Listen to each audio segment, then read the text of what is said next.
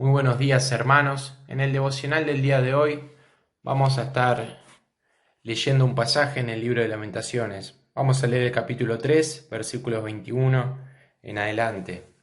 El devocional es titulado Bajo el látigo del Señor, haciendo referencia al versículo primero del capítulo 3 de Lamentaciones, que dice: Yo soy el hombre que ha visto aflicción bajo el látigo de su enojo, haciendo referencia al látigo de Jehová. Para dar un poco de contexto, el libro de Lamentaciones afirma que fue escrito por Jeremías. Si bien no se menciona el autor en el mismo libro, hay suficientes evidencias históricas, gramaticales, sobre todo de la tradición, que permiten afirmar la autoría de Jeremías sobre este libro de Lamentaciones. Es un libro corto, está dividido en 5 poemas, que es uno por cada capítulo, y los primeros 4 están escritos en forma de acróstico, como vimos en varios salmos con el tío Marce. Si leemos los capítulos previos al que vamos a leer hoy, el primero y el segundo, e incluso el principio del tercero, vemos justamente que el libro se trata de lamentaciones que escribió Jeremías por aquellas miserias que estaba pasando Jerusalén. Una ciudad que antes era transitada, habitada, populosa, se encontraba deshabitada. Una ciudad que estaba antes llena de gozo y alegría, ahora se encontraba llena de tristeza y pesadumbre. Sus fiestas solemnes, el templo, estaba profanado. Sus sacerdotes gimen, dice en una parte del primer capítulo. Los enemigos se burlan, perecían de hambre. Los niños y los bebés de pecho morían en las calles y en las plazas de la ciudad, de hambre. Las madres mataban a sus hijos para comérselos y así no morir ellas de hambre. Los enemigos mataban a cientos y cientos. Dice que cantaban victoria sobre ellos. Y todo esto era por su pecado. Ellos habían olvidado de Dios. Y fue Dios mismo quien les hizo todas estas cosas. No fueron en primer lugar los caldeos, no fue que hubo sequía, no fueron los demás enemigos, sino que fue Dios quien envió toda esta desolación a su propio pueblo, utilizando a estos antes mencionados. Dice Jeremías en una parte que el Señor pasó a ser como de enemigo del pueblo. La vara de Dios, el látigo del enojo de Dios, que leíamos en el versículo 1 del capítulo 3, estaba sobre el pueblo. Bajo este látigo de Dios, esta vara de Dios, podemos esperar aflicción, no caricias. Pero esta figura es la indicada, ya que Dios no es que corta a su pueblo con espada y con su ira sin misericordia y lo destrona y deshereda a sus hijos, sino que les corrige con vara, con látigo, de enojo, pero mezclando con infinita misericordia. Y podríamos seguir contando más y más de lamentaciones que se hace Jeremías y aflicciones que cuenta que estaba pasando el pueblo, que son útiles para recordar que Dios es Dios y que tiene todo el derecho de castigar a su pueblo y que debemos darle el respeto que se merece y que muchas veces no le damos. Pero me gustaría enfocarme en estos versículos 21 en adelante del capítulo 3, porque después de todas estas aflicciones tremendas que cuenta Jeremías de una forma muy elegante y poética, pareciera que las nubes empiezan a irse y dentro de toda esa desolación aparece una esperanza. Vamos a leer desde el versículo 21 en adelante, dice: Esto recapacitaré en mi corazón, por lo tanto esperaré. Por la misericordia de Jehová no hemos sido consumidos, porque nunca decayeron sus misericordias. Nuevas son cada mañana, grande es tu fidelidad. Mi porción es Jehová, dijo mi alma, por tanto en él esperaré. Bueno es Jehová a los que en él esperan, al alma que le busca. Bueno es esperar en silencio la salvación de Jehová. Bueno le es al hombre llevar el yugo desde su juventud. Que se siente solo y calle, porque es Dios quien se lo impuso. Ponga su boca en el polvo por si aún hay esperanza. Dé la mejilla al que le hiere y sea colmado de afrentas, porque el Señor no desecha para siempre, antes si aflige, también se compadece según la multitud de sus misericordias, porque no aflige ni entristece voluntariamente a los hijos de los hombres.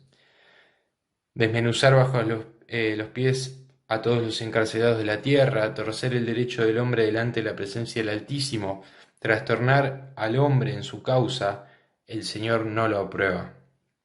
Y dice el versículo 37, ¿quién será aquel que diga que sucedió algo que el Señor no mandó? ¿De la boca del Altísimo no sale lo malo y lo bueno? ¿Por qué se lamenta el hombre viviente? Laméntese el hombre en su pecado.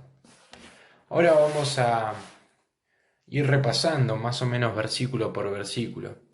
Leíamos en el primer versículo, esto recapacitaré mi corazón, por lo tanto esperaré. En este primer versículo Jeremías se detiene a pensar, esta acción de meditar en Dios, de conversar con Dios, de recapacitar, es aquello que nos salva de caer en la desesperación, aún en la afrenta. En el versículo 22, estos dos versículos es bueno estudiarlos desde la versión literal, desde el original, porque lo que hace referencia es que la misericordia de Dios es inagotable. Su enojo sobre su pueblo tiene un límite, sin embargo su amor misericordioso no lo tiene.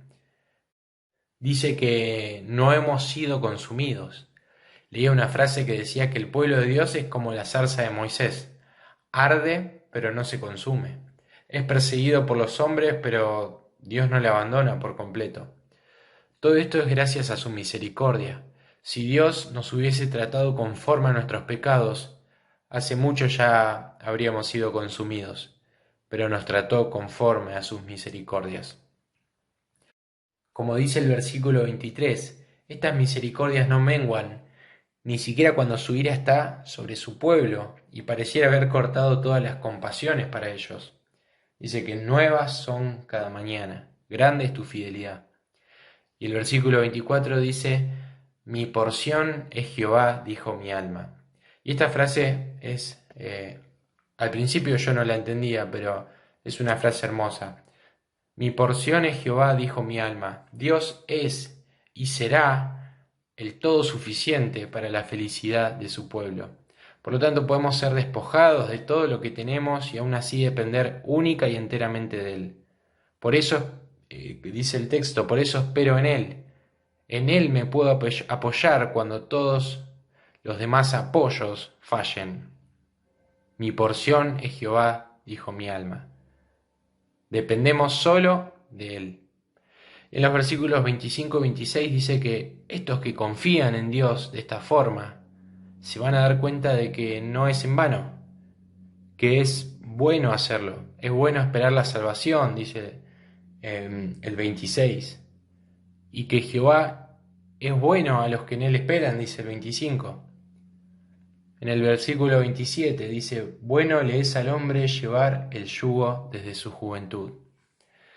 Las aflicciones son buenas para nosotros y si las llevamos bien, van a obrar para nuestro bien.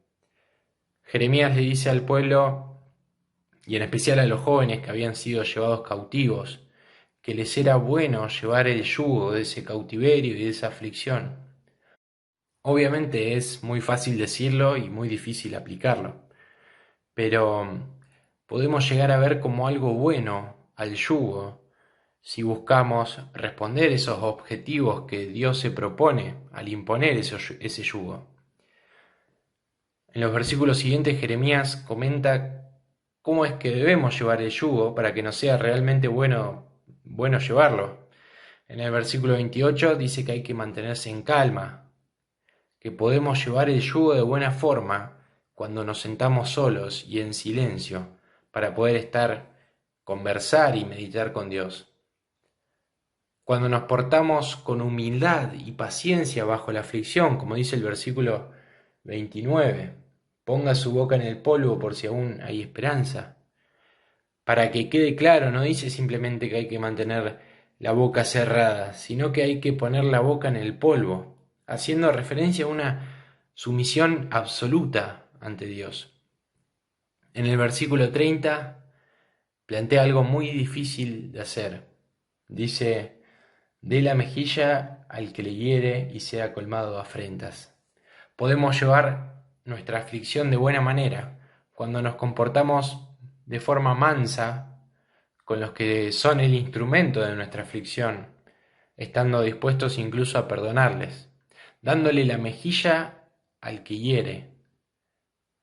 Cuando no devolvemos el desprecio, cuando no devolvemos un insulto, cuando no respondemos con afrenta a la afrenta que nos hicieron, vamos a ver que se nos hace bueno llevar el yugo, ya que sin dudas esto trae beneficios espirituales para quien lo hace. Ahora estos dos versículos que vienen, el 31 y el 32, son una gran fuente de ánimo en la angustia. Una hermosa promesa que Dios nos deja en su palabra. Dios no desecha para siempre. El Padre corrige a su Hijo, pero no lo deshereda, decíamos antes. Y también dice el 32 que podemos obtener ánimo en que cualquiera sea la pena que nos aflija, esta está en manos de Dios, y podemos estar seguros de que solo será por un poco de tiempo, como máximo hasta que Él venga. Dice Oseas capítulo 6, versículo 1, venid y volvamos a Jehová, porque Él arrebató y nos curará, hirió y nos vendará. Dios tiene compasión y consuelo, aun para aquellos a quienes Él mismo entristeció. El versículo 33 dice: porque no aflige ni entristece voluntariamente a los hijos de los hombres. Nos da un panorama de cuál es la razón por la cual Dios aflige y entristece a los suyos. Cuando Dios hace esto es por objetivos sabios, por objetivos santos, porque como dice el texto, Él no se deleita en nuestra aflicción. Dios no es comparable a un sádico que se deleita en el dolor de su pueblo y de sus hijos. Sin embargo, nos aflige cuando lo merecemos y lo necesitamos, no porque lo disfrute, sino porque es bueno y es necesario. Por amor al tiempo vamos a saltearnos los versículos 34, 35 y 36, pero en resumidas cuentas tratan de que, si bien Dios utiliza a los pueblos y a las personas como instrumentos para afligir con su vara, con su látigo, Él no aprueba los métodos usados por estos, algo que a primera impresión parece contradictorio, pero que no lo es. Ahora sí, terminando, me gustaría ver los últimos tres versículos, el 37, el 38 y el 39. Dice, los voy a leer de nuevo: ¿quién será aquel que diga que sucedió algo que el Señor no mandó? ¿De la boca del Altísimo no sale lo malo y lo bueno? ¿Por qué se lamenta el hombre viviente? Laméntese el hombre en su pecado. No debemos pelear, disputar contra Dios por ninguna de las aflicciones que tengamos en esta vida. Hay quienes traducen este versículo 39 de alguna forma más literal como: ¿por qué se queja un hombre viviente? Que sea un valiente, pero contra sus pecados. En este versículo un comentarista agrega: debería estar agradecido de estar vivo. La soberanía y el control de Dios deben ser suficientes para hacernos callar frente a la adversidad. ¿Alguno de nosotros se cree lo suficientemente valiente como para pararse frente a Dios? Que tenga esa valentía para reconocer sus pecados. A eso apunta esta traducción más literal del texto. Si nos acusamos a nosotros mismos, vamos a encontrar un Dios misericordioso. Pero si nos excusamos a nosotros mismos y nos quejamos de sufrir pensando que no lo merecemos, podríamos encontrarnos contra un Dios justiciero. Y hasta aquí vamos a profundizar el día de hoy. Es sencillamente increíble cómo en un libro donde las desgracias y las aflicciones abundan, podemos ver la misericordia y el amor de Dios de una forma tan clara y tan abundante. Que podamos decir esto que decía Jeremías: mi porción es Jehová, dice mi alma. Que nuestra alma no necesita más que Jehová para nuestro gozo. Y que también este pasaje sirva que si hay cosas que Dios nos está queriendo hacer notar, si Dios nos está tirando las orejas por alguna razón especial, una razón personal, que podamos seguir esta guía que nos dejó escrita en este libro para poder buscar lo bueno de llevar el yugo. Y si no ese es el caso, que sirva también para que no nos olvidemos quién es Dios. Dios es un Dios de amor, de misericordias infinitas, pero también es un Dios que saca su vara, que saca su látigo para corregir a aquellos que le dan la espalda. Olvidar esto muchas veces nos puede hacer perder el temor y el respeto que Dios se merece. Que tengan un muy bendecido día y muchas gracias por su tiempo.